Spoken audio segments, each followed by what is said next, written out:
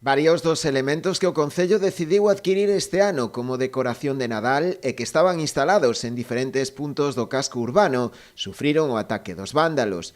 Dende o Concello condenan este tipo de feitos incívicos, que o que conseguen é xerar unha mala imaxe, ademais do conseguinte gasto adicional para as arcas municipais, que deberán asumir agora os custes do seu arranxo. É un pouco sorprendente, non? Porque, a ver, un pode estar máis ou menos de acordo, gustarlle máis ou menos, ter unha opinión, eu sempre respeto a todo o mundo, pero o que me fastidia xa é que se xogue ca inversión que facemos todos, que os cartos ao final son de todos, e que a fórmula de protestar sea de reventar directamente e destrozar, como pasou co muñeco, como pasou con esta piruleta, como pasou con esta porta cunha patada, como pasou con que lle levaron todas as rodas ao tren, con que pasou 25 incidencias que tuvemos. Pareceme vergonzoso. E aínda máis, me parece que se xoga ca ilusión dos nenos, non? Só había que ir ao buzón, fun o domingo pola mañán ao buzón, tiña unha patada por a parte de atrás reventada e todas as cartas de todos os nenos, máis de 100 cartas tiradas no suelo.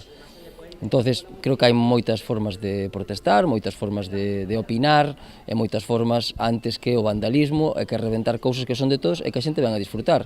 Algún lle gustará máis, outro lle gustará menos, non vou entrar en ese tema porque cada un ten os seus gustos, pero me parece que estamos indo para atrás. A Policía Local xa abriu unha investigación co fin de dar co autor ou autores desta desfeita. É moi difícil eso, porque son horas posiblemente de que controlar eso é moi difícil, pero bueno, nós pues, un pouco pedimos que haxa un poquinho máis de civismo, que quedan moitos días de salir aínda, moitos sábados por diante, que a xente que nos está manifestando de forma xenérica que lle guste, que dá gusto pasear, ahora que vai un bo tempo un pouco e vai verse movimento, o cual pedimos que se respete, sobre todo que se respete como facemos todos.